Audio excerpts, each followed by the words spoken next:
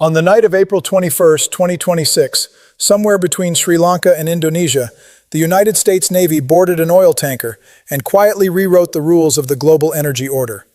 I know that sounds like the opening of a thriller. I know it sounds like the kind of headline that gets walked back by morning. Stay with me, because this one didn't. The ship was called the MT Tfani. It was carrying 1.9 million barrels of crude oil loaded from Iran's Kharg Island terminal. It was heading almost certainly to China. And the USS Lewis B. Puller, a U.S. Marine Corps expeditionary sea base, intercepted it in the Bay of Bengal before it ever got close. This was not a warning shot. This was not a diplomatic signal dressed up in naval language. This was a seizure, and it was the second one in 48 hours. Here's what this story is actually about. It isn't an oil story. It isn't even a military story. It's a story about a blockade that most of the world hasn't fully named yet, and what happens when the largest economy on Earth suddenly can't get the fuel it assumed would always be there. This is Iron Dispatch. I'm glad you're here. If you're watching this in real time, subscribe now and hit the bell, because what started in the Strait of Hormuz on April 18, 2026 is still moving. And the next 30 days may determine whether the global energy system bends or breaks. Let's go back 3 days before the Tfani intercept. Back to April 18th, the date the United States effectively closed the Strait of Hormuz for the second time in recent history. 15+ warships, more than 10,000 troops, and at the center of it all, the USS Abraham Lincoln Carrier Strike Group, one of the most powerful conventional military formations on the planet, positioned at the throat of the strait like a door that had been quietly, deliberately shut. Hormuz is not just a choke point on a map. It's the artery through which roughly 20% of the world's oil flows every single day. Tankers line up there the way trucks line up at a border crossing. For Iran, it's even more critical. Approximately 90% of Iran's oil exports pass through that strait, loaded at Kharg Island's deep water terminal, the facility responsible for almost all of Iran's export capacity, and shipped eastward to its single dominant buyer, China. When Washington moved those ships into position, it didn't announce a blockade. It never does. It used language about freedom of navigation and enforcement operations and sanctions compliance. But the effect on the water was unmistakable. A Chinese tanker called the Sun Prophet approached Hormuz and turned around. 2 more Chinese-linked vessels, the Merican and the Peace Gulf, were turned back. Kharg Island, the beating heart of Iran's oil economy, went effectively silent. Here's what nobody is talking about. China receives roughly 90% of Iran's oil exports. Not some of it, not most of it, 90%. Which means the moment Hormuz tightened, Beijing didn't just lose access to discounted Iranian crude, it lost a pillar of its entire energy import strategy. A strategy built on the assumption that sanctioned oil from Iran would always be reachable through the shadow fleet, always just one quiet ship transfer away. That assumption just got boarded in the Bay of Bengal. The shadow fleet, for those unfamiliar, is not a secret military program. It's a network of commercially registered tankers that operate in legal gray zones, often switching off their transponders, falsifying documentation, ship-to-ship transferring cargo in international waters, and using shell companies registered across a dozen jurisdictions to obscure both the origin of the oil and the identity of the buyer. It's been operating for years. Russia uses it, Iran uses it, Venezuela uses it, and China's state-linked refineries have quietly consumed its output while maintaining plausible deniability at the diplomatic level. The MT Tusca was the first intercept. Then came the Tfani, carrying 1.9 million barrels loaded from Kharg, flagged deceptively, and intercepted by the Lewis B. Puller roughly 48 hours after the Tusca operation. These weren't accidents. They weren't lucky intercepts by ships that happened to be in the area. The 48-hour gap between the two operations suggests surveillance, tracking, coordination, a pattern of enforcement, not a one-time incident. And then there's the Rich Starry, a vessel carrying approximately 250,000 barrels of Iran-linked chemical cargo, owned by a Shanghai-based company. It was turned back by the USS Spruance, an Arleigh Burke-class guided missile destroyer, before it ever reached its destination. One destroyer, one message. The zone of enforcement was not limited to Hormuz. Here's the part most coverage gets completely wrong. This isn't primarily a story about Iran. Iran is a variable in this equation, not the equation itself. The target of this pressure campaign, the audience for every intercepted tanker, every turned-back vessel, every satellite image of Kharg Island going quiet, is Beijing. Think about what China has been doing for the past several years. It has been running an energy import strategy that deliberately routes around Western financial systems, buying Iranian oil at steep discounts, paying in yuan through non-SWIFT channels, absorbing the reputational risk of sanctions evasion in exchange for cheap, reliable crude. It was an elegant strategy, low cost, high volume, deniable. And it worked, right up until the night the USS Louis B. Puller put a boarding party on the MT Tfani in the Bay of Bengal. The geography of that intercept deserves a second. Sri Lanka to Indonesia. That is not Hormuz. That is not the Persian Gulf. That is the Indian Ocean, thousands of miles from where most analysts expected American enforcement to concentrate. The Louis B. Puller wasn't enforcing a blockade at the source. It was enforcing it in transit, at a distance, in waters that China had assumed were beyond the practical reach of U.S. interdiction. That assumption is now gone. Stay with us, because what this does to the global energy market is more complicated and more dangerous than almost anyone is currently modeling. April 2026 was already shaping up to be a historic month for American oil infrastructure. More than 70 large VLCC supertankers, very large crude carriers, each capable of holding around 2 million barrels, were scheduled to arrive at U.S. ports. Houston and Corpus Christi, the two primary receiving hubs on the Gulf Coast, were running at record capacity. American oil was moving.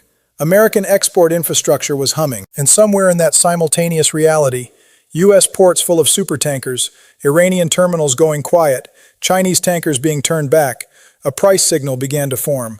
Crude climbed. It always does when a choke point tightens. But here's the number that changes this entire story. Russia's oil revenues doubled in a single month. 1 month.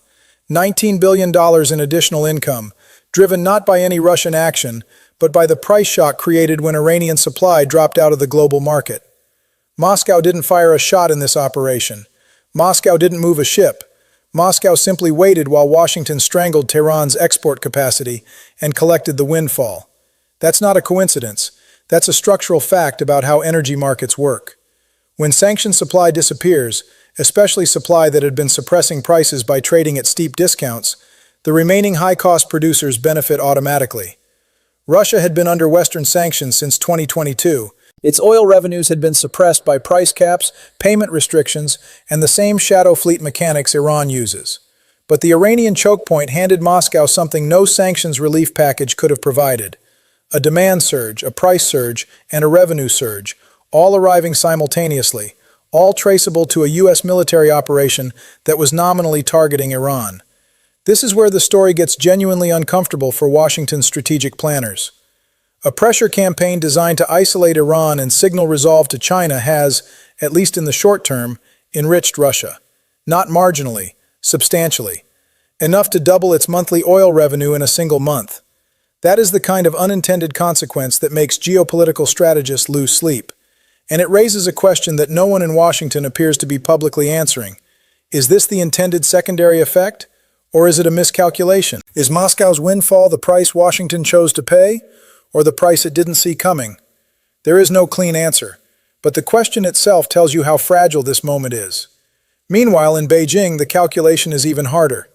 China's relationship with Iranian oil wasn't just about price, it was about independence. Buying heavily discounted sanctioned crude from Iran meant reducing dependence on Middle Eastern producers aligned with Washington, reducing exposure to dollar-denominated oil markets, and demonstrating that China could build energy supply chains that operated entirely outside Western supervision. It was a sovereignty play as much as an economic one. And now that supply chain has a problem it cannot quietly route around: the U.S. Navy. The Chinese tankers that turned back at Hormuz, the Sun Prophet, the Merican, the Peace Gulf, didn't turn back because of a paper sanction filed in Washington. They turned back because of ships, real ships, armed ships. Ships with the authority to board, inspect, and seize. That is a different kind of constraint than a Treasury Department designation. You can build legal structures to route around a financial sanction.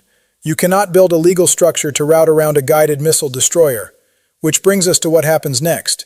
Because here's the forward-looking reality that should be keeping energy analysts, naval strategists, and commodity traders up at night simultaneously. Kharg Island is functionally idle. The terminal that handles 90% of Iran's oil exports, The deep-water facility that has been the backbone of Iranian petroleum infrastructure for decades is sitting quiet, not destroyed, not sanctioned into non-existence, just unreachable, because the ships that used to leave it are now either being intercepted, turned back, or choosing not to sail at all. Shadow fleet operators are rational economic actors. The moment the enforcement risk exceeds the profit margin, the ships stop moving.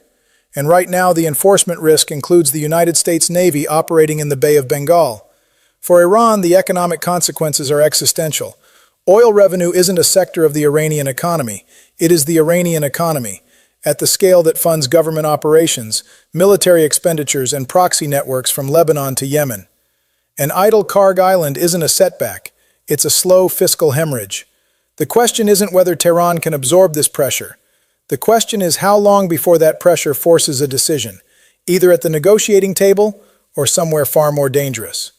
For China, the strategic exposure is now visible in a way it wasn't 6 months ago. Beijing has been building what it calls energy security, diversifying supply sources, building strategic reserves, developing pipeline infrastructure through Central Asia. But a meaningful portion of that strategy assumed Iranian oil would remain accessible through informal channels that Washington would tolerate, or at least not aggressively disrupt. That tolerance has ended. The informal channel is now being monitored, tracked, and boarded. And China's strategic reserve, however large, is a finite buffer against an indefinite supply disruption. Here's what no one is calculating loudly enough. China imports more oil than any other country on Earth. A sustained reduction in Iranian supply, even a partial one, doesn't just raise prices for Chinese refiners. It changes China's negotiating position with every other supplier it deals with. Saudi Arabia knows it. The UAE knows it. Russia knows it. When your second largest supplier goes quiet, your remaining suppliers know exactly how much leverage they've just gained. This is the hidden prize buried under all the military hardware and intercepted tankers. The reshaping of bilateral energy relationships that have been stable for years. Saudi Arabia and the UAE, both of whom have been quietly expanding their own export capacity, are not passive observers of this crisis. They are beneficiaries, not in a conspiratorial sense, simply in the sense that their product just became more valuable. Their customers just became more desperate, and their strategic alignment with Washington just became more economically rational than it has been in years. The geopolitical chessboard is moving, and most of the pieces aren't wearing uniforms. What you're watching, what the MT Tfani intercept, the Rich Starry interdiction, the Chinese tankers reversing course at Hormuz, the $19 billion Russian windfall, what all of it represents taken together is not a single military operation. It's the field test of a new enforcement doctrine. A doctrine that says sanctions are not just legal instruments filed in Washington. They are enforced at sea, in real time, by ships that have the authority to act. And they are enforced not just at the choke point, but in transit, in the Bay of Bengal, in the Indian Ocean, wherever the shadow fleet sails. If that doctrine holds, if the enforcement continues and expands, then the global energy map will look meaningfully different within 6 months. The shadow fleet that Russia, Iran, and Venezuela have relied upon will face risk calculations it has never had to make before. The discount at which sanctioned oil trades will widen because the risk of shipping it will rise. The buyers who relied on that discount, primarily Chinese state refiners, will face higher costs, tighter supply, and harder choices. Some of those choices will be visible. Some will be made in rooms that don't have cameras. The story isn't finished. The Strait of Hormuz is not a stable situation. It is an active one. The USS Abraham Lincoln is still there. The 10,000 troops are still positioned. The 15-plus warships are still in place. And somewhere in the Indian Ocean, the next Shadow Fleet tanker is making a calculation about whether to sail. Watch that calculation, because what it decides will tell you more about the next chapter of the global energy order than any diplomatic statement, any sanctions announcement, or any press conference held in Washington or Beijing. This is Iron Dispatch, the full picture of what's happening at Hormuz and what it means for the next 6 months of global energy and military posture is a story we'll be tracking in every video that follows. Subscribe if you haven't. Turn on notifications, because the next development in this story won't wait for a weekly news cycle. And when it breaks, you'll want to be here before the headline does. The ships are still moving. The question is, which ones and where to?